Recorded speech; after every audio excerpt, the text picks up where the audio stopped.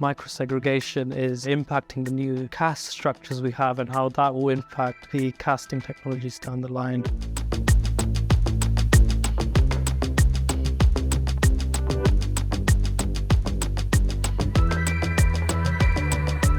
So task 7 is looking at the casting technology, so how we can go to the greener, newer casting technologies. Normally these casting technologies is moving away from conventional casting and looking at things like belt casting, strip casting, so how we can cast these exotic steels faster, and if we can have the same structural properties as we have with conventional casting of these steels.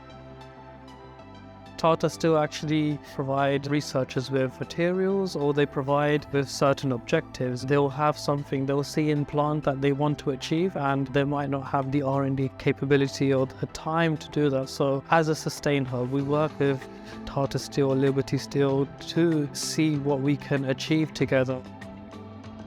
So one of the biggest takeaways is if we can go to belt casting, which is significantly reducing the energy, the thermodynamic processing of these technologies. We have a belt caster in Germany, so if we can replicate with our research the outputs that we want, then we can go to transition to these newer technologies.